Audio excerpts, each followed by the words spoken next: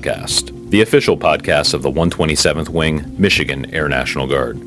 I am Staff Sergeant Drew Schumann with the 127th Wing Public Affairs Office. With this new podcast, we hope to reach you, the Team Selfridge community, on a whole new medium and make it easier to access up-to-date information from the 127th Wing and Selfridge Air National Guard Base.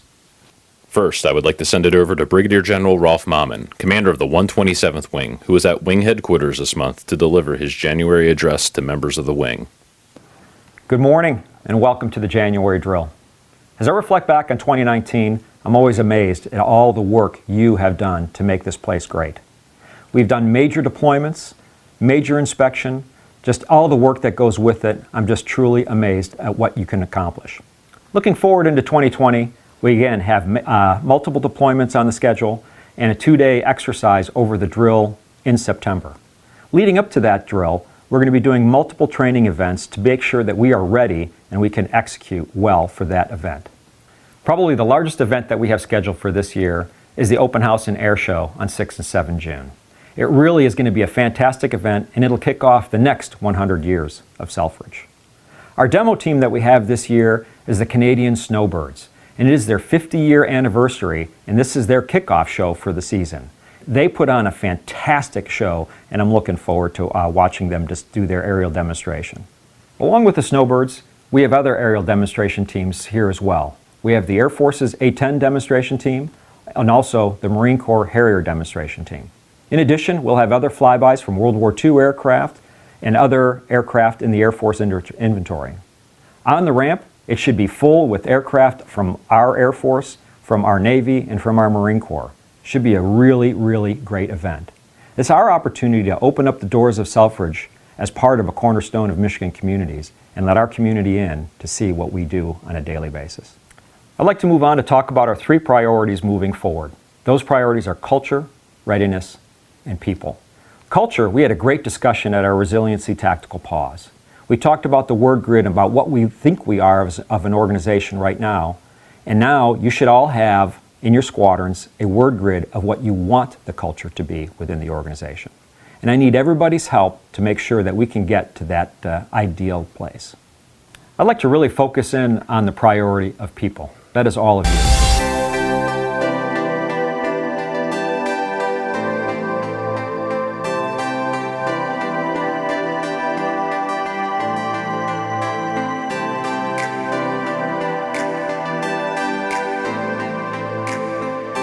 Let me tell you some of the challenges that you've come up with. Leadership development, organizational processes, group cohesion, and inclusion. In your written comments, you really had a lot to discuss about communication. And that's something that I really want to focus in on because that's all about people. From a communication perspective, you really focused in on a lack of a predictable drill schedule, knowing what's going to happen when you show up for Saturday morning of drill. So one of my objectives is to actually produce a schedule that has all the wing big events, hand that down to the squadrons so they can fill in the little events so you know what's going to come when you show up Saturday morning of drill. Now we have to balance that schedule with operational security. So publishing something like that, we have to be careful. So it may not be to the level of detail that you want, but we're going to do our best to get as much information out there as we can. Another initiative that we're going to start, Public Affairs is actually going to put out a Road to Drill podcast. This is going to be about a 10-minute or so long podcast that you can download on your iPhone or your Android and listen to it prior to coming into drill. That way when you get here, you know exactly what's going to happen from the wing perspective. Every drill, I eat at the dining facility and I sit down with a table with airmen and I listen. I ask questions and I listen. That's a great way for me to get feedback from the organization. I also try my best to walk around and see every organization and again, talk to you, the airmen, to get that positive feedback. Another initiative that I want to start is a brown bag lunch. Now,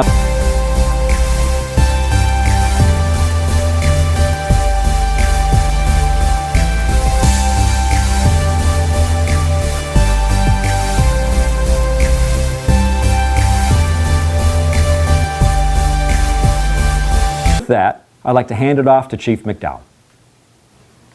Thanks, General Mahman. Good morning and welcome to the January 2020 RSD.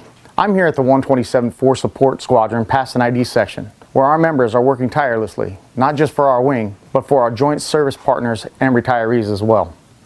It's a great start to the new year, and I'd like to kick it off by talking about mentorship, because after all, January is National Mentorship Month. There are a few ways mentorship can be established.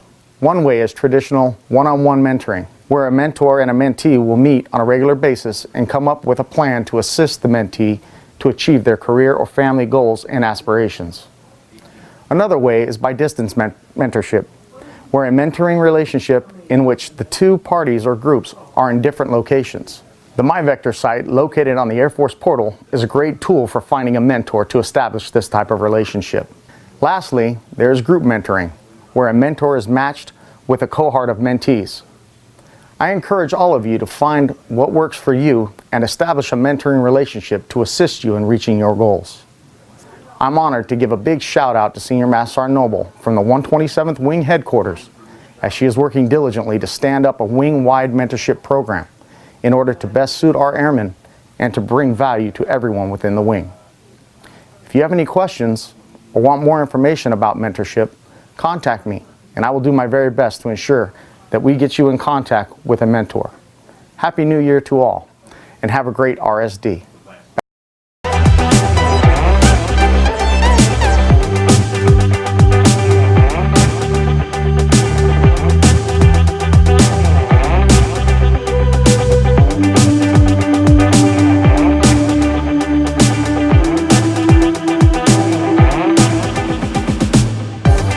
It was really excellent. I encourage you to keep those conversations going. Sit down with each other at lunch. Sit down with each other at dinner and talk. With that, I want to thank you for your leadership and thank you for your professionalism. Thank you, General Mahman and Command Chief McDowell. If you would like to view this month's RSD address from the Wing Commander and Command Chief, please visit the 127th Wing Facebook page or 127th Wing webpage at 127wg.ang.af.mil. And now a safety message from the 127th Wing Safety Office. To prevent slips, trips, and falls, clear walking surfaces of snow and ice, and spread de-icer as quickly as possible after a winter storm. The following precautions will help reduce the likelihood of injuries.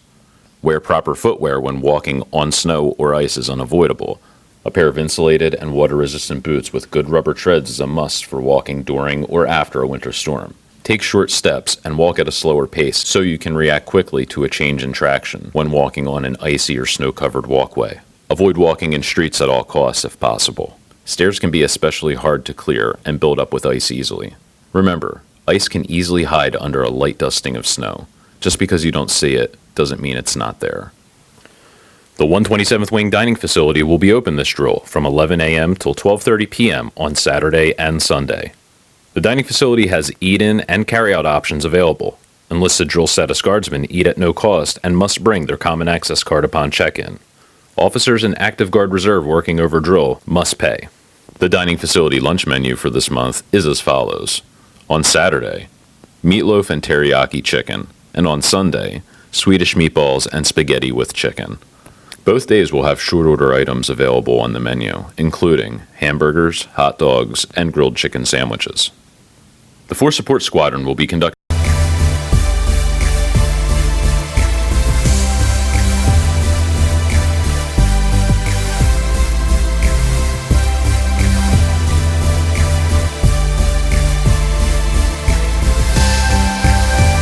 public share/fitness assessment sign up. Over December drill, command staff and approximately 1,500 members of the 127th Wing convened to announce this year's Outstanding Airman of the Year. The 6 winners, representing the Wing's top individual members and groups, were selected from a pool of approximately 25 individual nominees and 4 teams in 5 categories. Final award recipient decisions were based upon superior leadership, job performance, and overall achievement. This year's 127th Wing Outstanding Airman of the Year are Airman of the Year, Airman First Class Jenna Gleason from the 127th Wing Medical Group. Non-Commissioned Officer of the Year, Staff Sergeant Nathan Boyd Cleaver from the 127th Wing Maintenance Group. Senior Non-Commissioned Officer of the Year, Senior Master Sergeant Joseph Crocker from the 127th Wing Mission Support Group Firehouse. First Sergeant of the Year, Master Sergeant Akenti Frazier from the 127th Wing Operations Group. and Company Grade Officer of the Year, Captain Brian Genero from the 127th Wing Air Refueling Group. The final category of Commander's Trophy was awarded to the 127th Wing Air Refueling Group Plans Team, represented by Major Chad Mativa. All winners will now go on to compete against Michigan Air National Guard airmen at the state level, and we can expect winners to be announced in August. Then, all State of Michigan winners will go on to compete at the national level. Congratulations to this year's outstanding airmen, and good luck at the state level. The 127th Medical Clinic is open for walk-ins over drill weekend from 0800 to 1100. Be sure to check your individual medical readiness, or IMR, prior to your visit to be sure you are addressing all areas needing attention.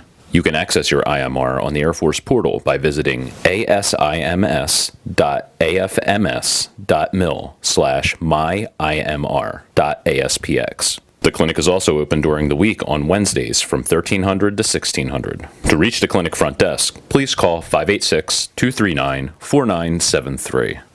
The 127th Force Support Squadron Pass and ID office is located on the first floor of Building 304. During drill weekend, the hours of operation are Saturday from 0800 till 1500 and Sunday from 0800 until 12 noon. In order to properly complete customer transactions, the last customer must be accepted 30 minutes prior to closing time on drill weekends. The ID office is now open 5 days a week. The weekly hours of operation are Monday through Friday, 0700 till 1600. On the last Wednesday of each month, the customer service area closes at 1400 for system maintenance.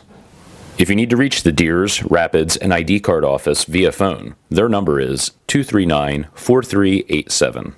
The Force Development Office Base Training and Testing Center hours of operation over drill are Saturday at 12:30 and Sunday at 0900. Testing is also available on Friday prior to drill at 12:30.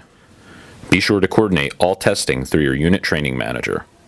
Eligibility for testing must be confirmed by the unit training manager prior to arrival at the Force Development Office. When testing, you must bring an operable Common Access card